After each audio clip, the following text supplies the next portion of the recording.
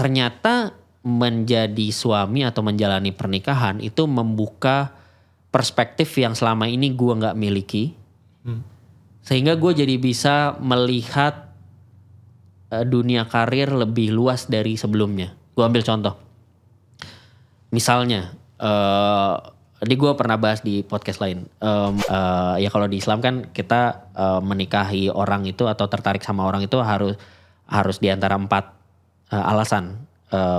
Atau kita melihat 4 kriteria ini gitu ya. 1 fisik, 2 agamanya, 3 hartanya, 4 keturunannya. Itu kriterianya gitu ya. Dan dari kriteria ini ya aku punya kecondongan nih sama kamu gitu. Tapi aku gak berani bilang kamu jodoh aku. Tapi lu mau kerja bareng abis nikah, lu mau kerja bareng untuk kita cari bareng yuk formula yang tepat buat kita tuh kayak gimana. Nah orang tuh di pikiran kebanyakan orang yang mau menikah yang mungkin belum ada.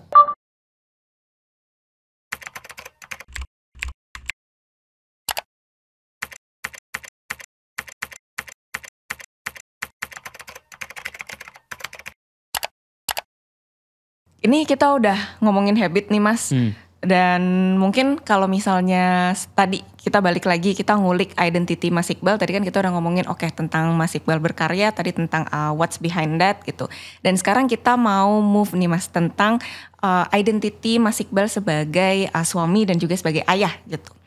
Nah kita berangkat dari mungkin satu statement yang sebenarnya itu lagi lumayan viral di podcast-podcast Mas. Waduh, ya, apa nih? Itu sekarang salah satu statement yang lagi viral itu adalah orang-orang bilang investasi terbesar dalam karir itu sebenarnya salah satunya adalah dalam memilih pasangan. Nah, pertama dari Mas Iqbal sendiri dulu, setuju atau enggak? Setuju.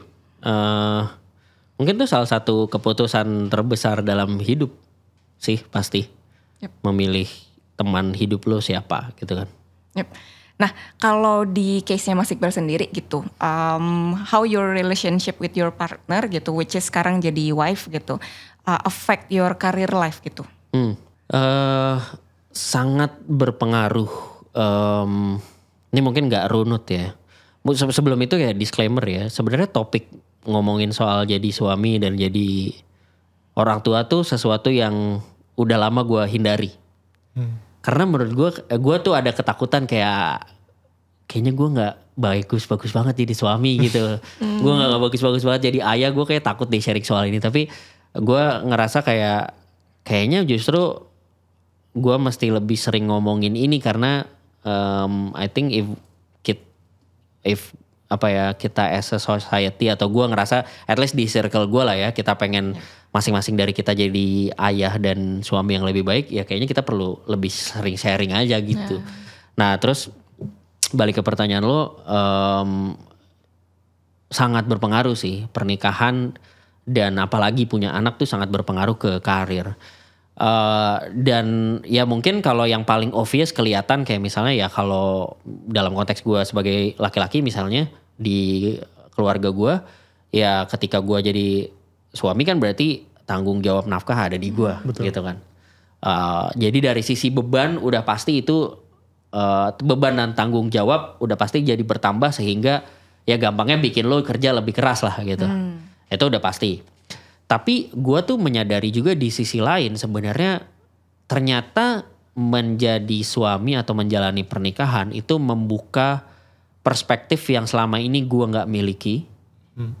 Sehingga gue jadi bisa melihat dunia karir lebih luas dari sebelumnya. Gue ambil contoh.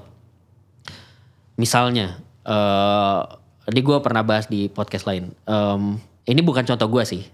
Tapi contohnya tuh McDonald's. McDonald's tuh di film Founder. Udah nonton lo? Belum. Belum ya? Belum.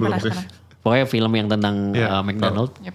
Itu McDonald's itu awalnya kafe. Maksudnya dia restoran yang tempat nongkrong anak muda gitu. Jadi awalnya tuh orang datang ke McDonald's tuh makannya di mobil. Mereka pesen makan di parkiran di mobil, nongkrong sama pacarnya dan segala macam, pasangan anak muda gitu target marketnya. Sampai singkat cerita ada di satu titik di mana si orangnya ini ngelihat restoran keluarga. Dan dia udah punya keluarga juga, punya anak. Dia ngelihat kayak, lah Kalau di restoran keluarga orang datang berlima. Ya, revenue-nya lebih Lebih tinggi gitu. Kalau orang pacaran datang beli 2 paket doang. Kalau per family minimal 5 gitu. Nah dari situ langsung berubah tuh perspektifnya. Perspektif McD, oke, kita jadi restoran keluarga. Dibikinlah ada happy meal, dibikinlah ada paket 7 dan segala macam. Karena kalau orang datang ke McD sama keluarganya, ya minimal belinya 5 gitu kan. Mungkin 7, 2 dibawa pulang buat makan di rumah gitu kan.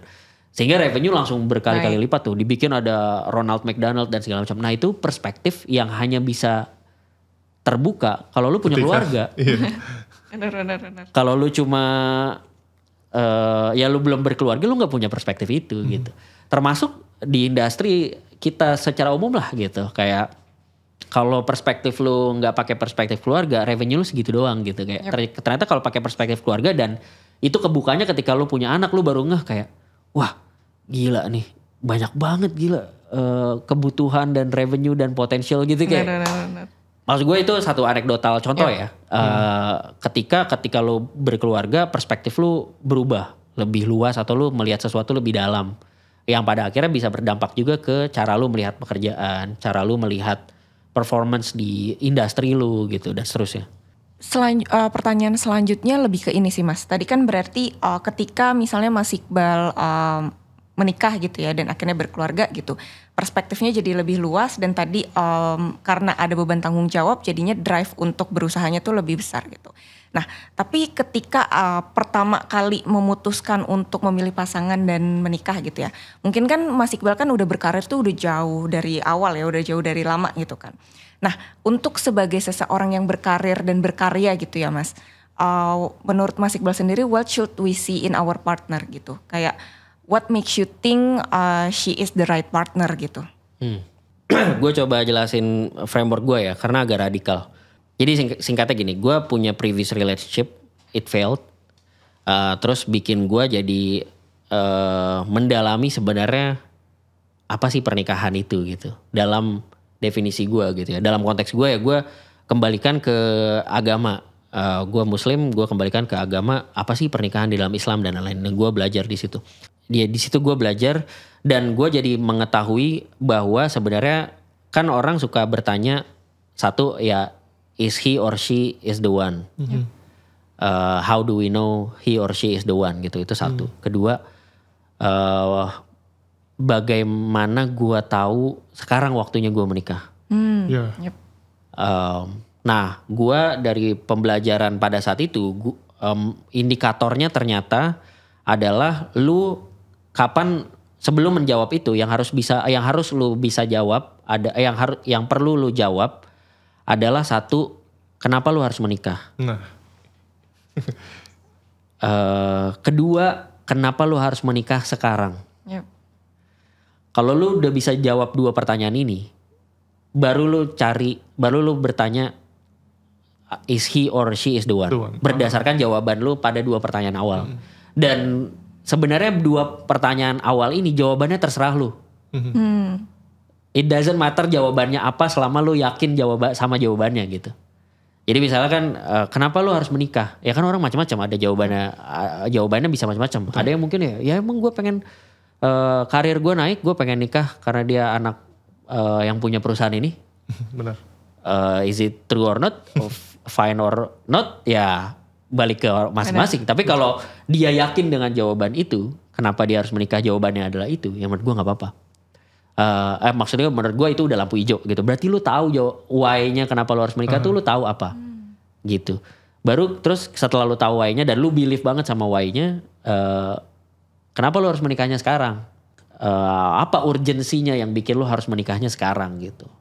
Dan again balik lagi, it doesn't matter jawaban lu apa selama lu yakin sama jawaban lu. Jawaban orang bisa jadi beda-beda. Tapi selama jawaban lu oke, ya udah. Nah terus baru berdasarkan 2 jawaban pada 2 pertanyaan tersebut, ya lu lebih mudah untuk menentukan is he or she is the one. Nah dalam konteks gue kenapa harus menikah gitu ya, gue mempercayai ya di dalam Islam ya, menikah tuh ibadah juga, menyempurnakan agama dan lain-lain lah. Ada banyak turunan-turunannya yang mungkin terlalu panjang kalau dijelaskan di sini. Tapi kira-kira kayak gitu. Terus kenapa harus sekarangnya gua mencontoh Nabi Muhammad SAW menikah di usia 25. Gue menikah persis di usia gue 25 tahun di hari ulang tahun gue. Yang sebenarnya tidak gue rencanakan dan sebenarnya nggak gue targetin banget. Gitu. Cuma gue emang dari sejak gue belajar tentang pernikahan dan lain-lain, gue kayak Rasul menikah umur 25 nih. Gue nggak yang gue harus menikah 25, tapi kalau gue bisa menikah 25 oke banget. Gitu. Nah, jadi itu menjawab kenapa harus sekarang pada saat itu gitu ya. Ya karena berarti kayaknya udah matang deh. Gue udah cukup, gue udah punya penghasilan. It's not that big, tapi gue bisa menafkahi orang gitu. Gue udah punya tanggung jawab dan lain-lain. Nah, ketiga, is he or she is the one or not? Ini true story. Jadi gue ngelamar istri gue itu di rooftop di cafe. Dan this is exactly yang gue bilang. Gue bilang kayak gini, aku punya kecondongan sama kamu gitu. Ya kalau di Islam kan kita menikahi orang itu atau tertarik sama orang itu harus di antara 4 alasan. Atau kita melihat 4 kriteria ini gitu ya. 1 fisik, kedua agamanya, ketiga hartanya, keempat keturunannya. Itu kriterianya gitu ya. Dan dari kriteria ini ya aku punya kecondongan nih sama kamu gitu. Tapi aku gak berani bilang kamu jodoh aku. Aku gak tahu. Yang tahu Allah nih gitu. Nah, yang aku tahu Allah ngasih tahu kalau dalam pernikahan itu cara jalaninnya jelas. Atau cara ikhtiar menentukan dia lu jodoh gua atau enggak tuh jelas. Jalanin aja prosesnya. Prosesnya apa sih? Kita dikenalin ke orang tua lu dikenalin ke gua. Gua kenalan ke orang tua lu kenalan ke orang tua gue, kita lamaran, khitbah, abis lamaran ya kita siapin akad. Kita jalanin prosesnya. Kalau kita jodoh, prosesnya pasti lancar dan pasti dimudahkan. Tapi kalau kita nggak jodoh, mau kita usaha kayak gimana pun pasti nggak akan jadi. Jadi aku pengen ngajak kamu, kita jalanin prosesnya. Jadi gue nggak bilang kamu jodoh aku ayo kita menikah. Dan itu mungkin kayak gue pernah nanya istri gue sih, ini udah nikah ya. Ya menurut dia definitely tidak romantis, tapi sangat rasional dalam value kita gitu ya, value yang kita sepakati gitu. Dan buat gue juga karena gue nggak mau mendahului takdir gitu loh, gue nggak mau sombong sebagai manusia kayak lu jodoh gue gitu. Karena kita tahu lah, maksudnya banyak kejadian di mana sebenarnya ya kita nggak tahu, manusia tuh nggak tahu kan jodoh atau enggak. Ya kita atau dalam konteks ini gue ngikutin perintahnya aja, oke caranya kayak gini, prosesnya yang benar kayak gini yang gue yakinin, ya udah gue jalanin. Kalau misalnya kita jodoh pasti dilancarkan sampai hari H dan kita jadi. Kalau misalnya enggak, mau gimana pun jungkir balik apa segala macam, pasti tiba-tiba ada kejadian apalah, ada apalah, pasti kita gagal gitu. Betul. Dan kalau kita gagal, at least kita udah tahu emang ini gagal bukan karena gua nggak berusaha nih, bukan karena kita nggak berusaha nih, tapi karena emang nggak diridoin aja gitu. Gitu. Nah, ya singkat cerita setelah dijalanin prosesnya ya alhamdulillah menikah, alhamdulillah sampai sekarang udah. Nah gue dimarahin istri gue nih, gue lupa. Udah berapa ya, 2018 berarti 6 tahun. 6 ya. Tapi boleh tahu gak ya, kalau sebelum nikah kan kayaknya ketakutan tuh banyak banget ya mas. Kira-kira setelah dijalankan tuh apakah ketakutan-ketakutan itu akhirnya terjadi atau ternyata gak semenakutkan itu kok gitu. Nah menarik. Ketakutan tuh banyak dan gue aware.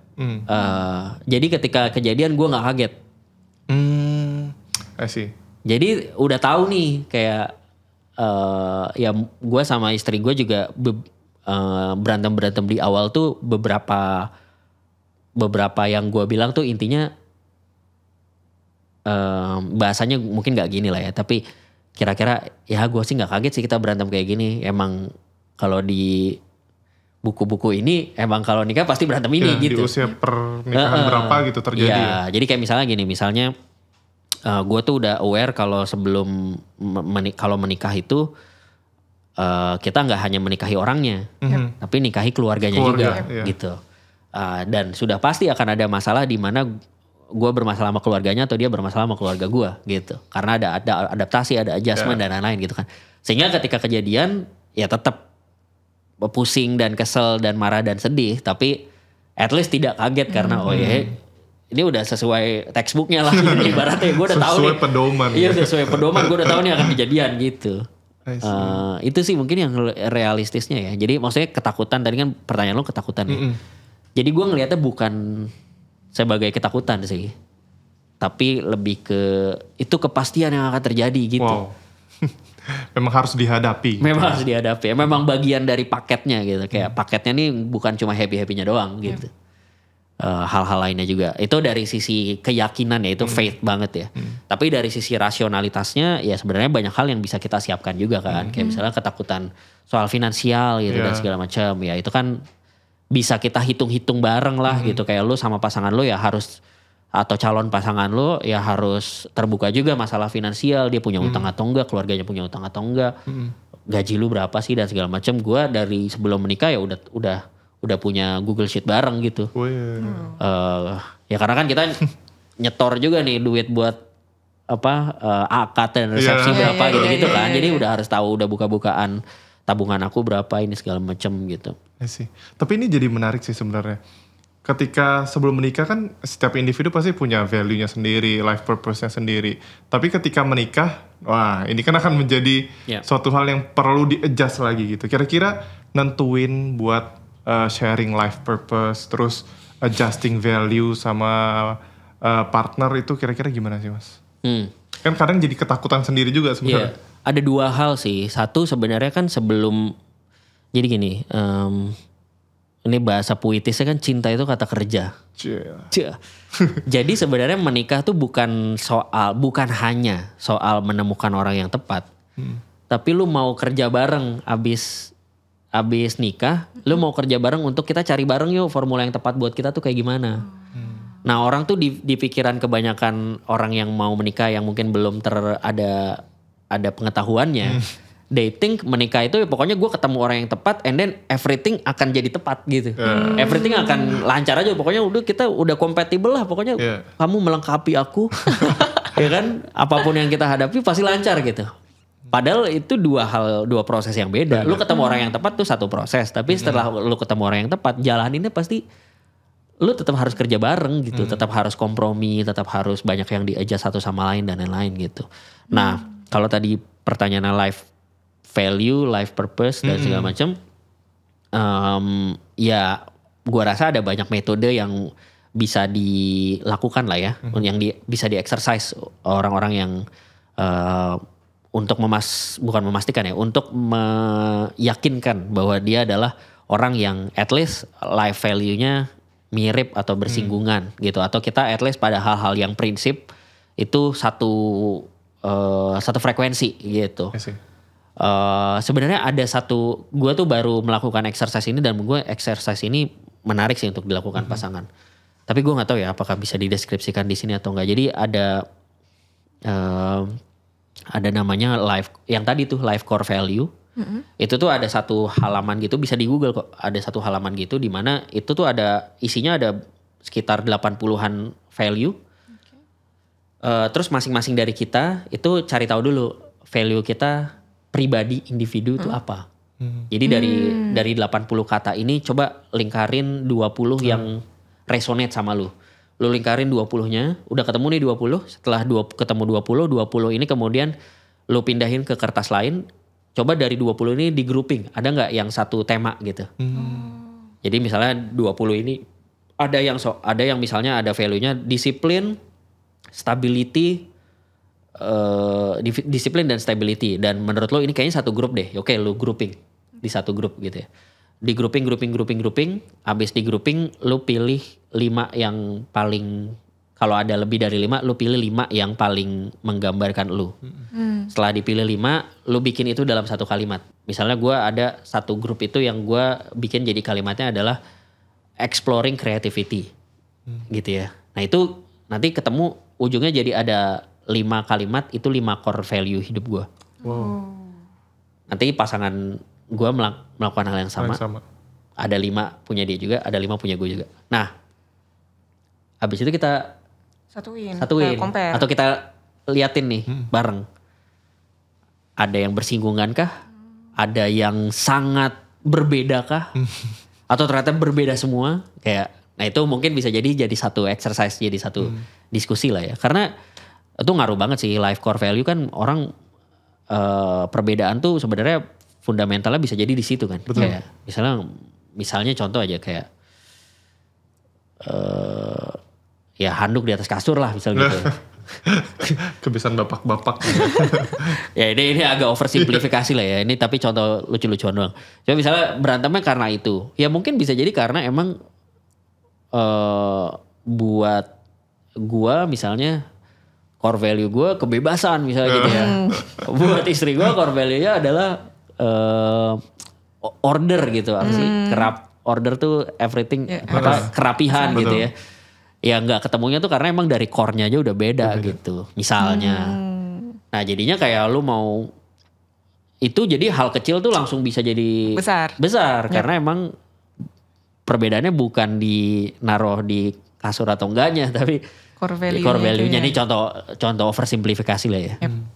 Itu exercise yang bisa dilakukan juga sih misalnya sebelum ataupun setelah tadi kan karena kan again balik lagi sebelum lu pasti harus mencari yang paling tepat tapi setelah menikah pun kerja lu nggak kelar gitu ya lu setiap fase hidup tuh lu adjustment terus gitu karena kita pun sebagai individu kan setiap tahun berubah karakter kita masing-masing individu gitu ya berkembang terus berubah terus mungkin pada fase tertentu kita lagi di mode yang sangat eksploratif di fase tertentu kita malah berubah orangnya itu kan harus adjust lagi gitu. Itu jadi emang cinta itu kata kerja yang bekerja terus menerus. Pernikahan itu ya harus dikerjakan terus menerus gitu. Kayaknya sekarang kalau mau ngajak orang nikah kita kerja bareng yuk gitu. Iya kita kerja bareng yuk. Apakah orang ini ada orang yang kira-kira mau diajak kerja bareng, mau mengurangi sesuatu dari dirinya kalau diharuskan gitu. Mau memberi sesuatu kalau diminta. Karena ya eventually ya it's all about kompromi. It's all about kapan siapa yang harus mengalah. Kapan siapa yang harus menyesuaikan. Betul. Ya gitu. Berarti pernikahan tuh lifetime teamwork ya? Lifetime teamwork dan punya anak adalah startup tersulit. Karena nggak bisa kita atur nih ini. Iya, karena matriksnya beda-beda. Terus kayak framework yang dipakai setiap anak nggak bisa di-apply langsung. Gitu kayak. Terus kayak kalau orang tua sekarang tuh kayak ada parent talk, ada apa kayak the whole parenting tips tuh kayak semuanya beda-beda gitu. Dan kita bingung kayak yang mana. Gue coba ini gak works, Anak gue gak kayak gitu. Kok dia diomongin anaknya ngerti, gue coba omongin anak gue gak ngerti gitu kan. Kadang-kadang ngerti, kadang-kadang enggak gitu kayak gitu sih. Jadi kayak emang ya punya anak tuh udah beda level lagi tuh. Tapi Mas mungkin menyinggung sedikit aja tentang anak gitu ya. Apa sih satu value yang Mas Iqbal jaga banget gitu sebagai ya sekarang kan udah menjadi parents ya dan tadi mengurus sekarang ada 2 anak gitu. Apa satu value yang kayak sebagai orang tua pengennya idealnya atau mungkin ya pengennya gitu menjadi orang tua yang seperti apa sih? Gua inginnya jadi orang tua yang seperti apa ya? Saya mikir. Kalau salah satu kontennya Mas Iqbal tuh ada yang Mas Iqbal bilang ada ketakutan, takut gak bisa dekat sama anak. Ya, atau takut kedekatannya berakhir. Yes. Ya itu sih mungkin itu salah satu yang gue juga inginkan ya.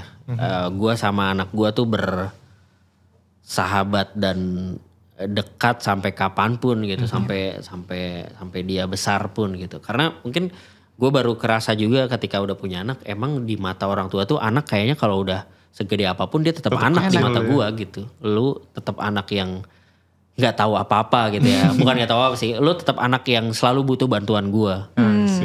Nature-nya orang tua tuh ternyata merasa dibutuhkan. Makanya kadang ini mungkin nyambung nih sama orang anak usia 20-an kan lagi menggelegar banget dan gak mau diatur orang tua ya. Setelah gue jadi orang tua, gue menyadari bahwa nature-nya orang tua tuh merasa dibutuhkan.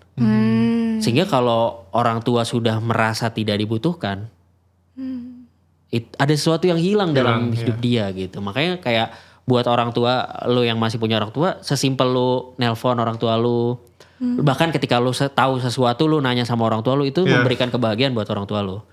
Kayak gue kalau ke bokap, gue masih suka beberapa kali nelpon kayak, jadi bokap gue tuh ngerti mobil, gue gak ngerti mobil. Jadi kadang gue pura-pura nanya aja. Bukan pura-pura nanya sih, kayak gue I don't really mean it, karena sebenarnya kalaupun ada yang rusak gue ke bengkel gitu. Tapi nanya aja ya biar dia happy. Gue pengen mengisi itu. Dan ya ngulik mobil tuh sesuatu yang bokap gue suka gitu. Jadi kalau ini apa sih yang perlu Iqbal cek gitu. Oh ini. Gue tetap akhirnya gue aplikasikan juga sih. Maksudnya akhirnya ternyata harus ngecek ini sebelum jalan gitu. Tapi ya gue melakukan itu secara sadar untuk membuat orang tua gue tetap tahu bahwa gue tetap butuh dia kok gitu. Karena itu nature-nya orang tua. Merasa dibutuhkan. Oke. Mungkin ini last question juga. Sekarang tuh ada fenomena. Ini ada penelitian dari BPS, Badan Pusat Statistika kalau nggak salah tuh menyebutkan dari 2015 ke 2023 itu jumlah pernikahan tuh menurun. Kayaknya ada total 68%-an lah itu masih belum menikah gitu. Khususnya kalau kalangan sekarang ya Gen Z dan milenial gitu ya. Kira-kira fenomena ini tuh apakah memang prioritas untuk menikah itu udah bergeser gitu Mas? Mungkin ya sekarang anak-anak udah mulai prioritaskannya kayak karir, finansial, atau untuk memenuhi keinginan diri sendiri dulu gitu. Wah kalau fenomenanya gue nggak tahu ya, kayaknya harus lihat data dan lain-lain ya. Karena menurut gue kayak misalnya perlu dilihat juga misalnya dibandingkan dengan angka perceraian misalnya. Ya mungkin itu ya. Tapi gue mungkin punya sense juga bahwa mungkin generasi makin kesini kan makin terpapar informasi yang begitu banyak gitu. Betul. Ya. Dan itu mungkin jadi menambah banyak pertimbangan ke orang-orang untuk mengambil keputusan menikah gitu ya. Karena again ya menikah juga mungkin sesuatu yang keputusan yang sangat besar. Betul. Gitu ya. Yang sangat, mungkin dan salah satu yang terbesar juga di dalam hidup gitu. Jadi mungkin dengan banyaknya informasi, referensi, baik yang baik maupun yang buruk, yang ideal maupun yang tidak ideal, ya orang juga mungkin makin banyak yang memiliki banyak pertimbangan gitu. Sehingga kayak mungkin tidak semudah dulu ketika orang pertimbangannya mungkin gak sebanyak sekarang gitu ya. Jadi rate orang yang menikah lebih banyak dulu dibandingkan sekarang. Tapi at the same time gue juga merasa memang ada kebutuhan untuk menceritakan sebenarnya realita pernikahan itu kayak gimana tuh perlu diceritakan lebih sering gitu. Karena gue ngerasa kayaknya narasi-narasi yang beredar terutama orang-orang yang misalnya tadi yang 68% ya gue asumsikan mereka tuh terpaparnya atau yang ada di persepsi di kepala mereka either ekstrem kanan atau ekstrem kiri gitu. Either kayak pernikahan itu kayak menyiksa banget lah, membatasi, ngapain lu nikah juga temen gue tuh nikah pada cerai dan segala macam. Atau justru yang halu, yang pernikahan tuh bahagia, indah, lu terhindar dari zina, gitu-gitu kan. Gue juga gak setuju tuh kampanye-kampanye yang lu nikah muda untuk ini karena nikah nggak sesimpel itu gitu. Betul. Kayak banyak hal yang harus persiapkan, banyak hal yang harus dipertimbangkan. Tidak serta-merta kayak ya gue tumbuh di pesantren juga ya. Gue berasal dari kalangan pesantren, tapi gue nggak selalu tidak setuju dengan kampanye-kampanye yang menikah muda, untuk menghindari zina gitu dan segala macam, karena biasanya ada narasi atau bayangan dengan kampanye-kampanye itu bahwa nikah itu isinya yang happy semua gitu. Betul. Dan tidak sedikit juga gue punya kenalan atau lingkaran gue yang kayak gitu, tapi akhirnya ujungnya nggak happy gitu ya, atau ada kena masalah atau bahkan sampai ke cerai juga gitu. Jadi tadi balik lagi, sebenarnya yang dibutuhkan adalah ya narasi cerita real tentang pernikahan itu kayak gimana, supaya yang ada di benak orang tuh nggak ekstrem kiri nggak ekstrem kanan gitu, tapi realitanya aja menikah itu happy, menyenangkan, bikin karir lu naik juga, nggak menghambat pertumbuhan personal lu, nggak menghambat pertumbuhan karir lu, tapi at the same time juga bukan sesuatu yang bisa lu gampangkan. Betul. Dan semuanya happy, banyak hal yang harus lu siapkan juga, banyak hal yang harus lu pelajari juga, banyak hal yang lu harus kerjakan bareng juga sama pasangan, dan sehingga ya udah obrolannya jadi lebih seimbang aja kan. Oh, pernikahan itu sesuatu yang kalau gue bisa jawab kenapa gue harus nikah, kalau gue bisa jawab kenapa gue harus menikah sekarang, gue bisa menentukan siapa yang cocok sama gue, ya gue bisa jalani itu bareng sama dia kalau emang itu keputusan yang ingin gue ambil dalam hidup gue, dan gue bisa grow terus dalam hidup gue gitu. Menarik. Oke, karena ini udah sangat panjang podcastnya. Pertanyaan penutup Mas, terakhir satu. Oke, karena ini judulnya adalah In Our 20s, dan Mas Iqbal kan udah sempet teasing juga di YouTube, tadi teasing di sini juga bahwa akan mengeluarkan satu buku lagi yang isinya tadi sempet cerita ya kurang lebih pembahasan tentang umur-umur 20 ya Mas ya.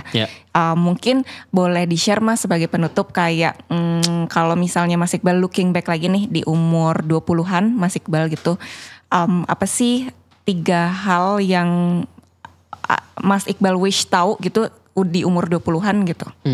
Satu, kebanyakan ketakutan tuh cuma ada di kepala gue doang. Dan banyak keputusan-keputusan yang gue ambil, entah gue kebanyakan adalah keputusan gue tidak melakukan sesuatu itu alasannya karena gue takut. Padahal setelah gue lewatin dan lain-lain, ketakutan itu sangat tidak beralasan gitu. Yang kayaknya kalau gue waktu itu nggak takut, maksudnya gue hadapi aja takutnya, gue lakukan, gue do it anyway, I can get so much more dari yang gue miliki sekarang gitu, atau yang gue capai sekarang gitu. Jadi ketakutan cuma dari kepala gue doang, dan umur 20-an tuh waktu yang paling oke untuk mencoba gitu. Itu satu. Terus kedua adalah gue akan invest lebih banyak waktu dan energi untuk kenal diri gue. I think if I can go back, mungkin gue akan invest banyak duit tabungan gue untuk ikut workshop yang mengenal diri lah, yang apalah kayak gitu-gitu, yang it paid back gede banget gitu. Kalau gue bisa mengenal diri gue sendiri lebih baik dan lebih cepat, lebih dalam, lebih baik gitu ya. Itu yang kedua. Yang ketiga, I think mungkin tambahannya adalah I wish I spend more time with family and friends. Karena eventually yang beneran peduli sama gue di situasi apapun cuma keluarga gitu. Temen come and go. Teman kerja come and go juga. They're around, I value them. Gue bersyukur ada mereka, tapi I know ya mereka nggak akan selalu ada buat gue, tapi kalau yang selalu ada ya keluarga sebenarnya gitu. Jadi kayak kalau gue bisa turn back in time, ya gue akan spend waktu lebih banyak sama keluarga, memperbaiki hubungan yang rusak sama keluarga, ya dan menghabiskan lebih banyak waktu berkualitas sama keluarga gitu. Wow, it's a lot ya. Hari ini panjang banget topik obrolannya, dan pastinya ini bisa menjadi salah satu tips kita juga di usia 20-an gitu. Tadi kita udah bahas tentang pekerjaan, career path, passion, habit, relationship. Bahkan tadi juga termasuk relation dengan keluarga gitu ya. Oke, mungkin buat teman-teman kalau ada pertanyaan lebih lanjut nih, boleh langsung main-main ke sosial medianya Mas Iqbal. Ada di mana Mas? Boleh sebutkan?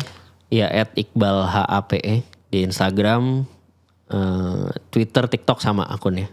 Oke, ini boleh banyak nanya hal ya terkait life purpose, mungkin kemudian juga tadi self growth, mungkin mereka minta tips atau hacknya seperti apa kayak gitu. Oke, I think that's all for today. Yep. And don't forget to like, subscribe podcast kita, dan jangan lupa kalau misalnya kalian punya pertanyaan lebih lanjut atau misalnya pengen kepo-kepo topik podcast kita selanjutnya apa, boleh banget langsung komen di bawah. So, I'll see you guys in the next episode. Bye-bye.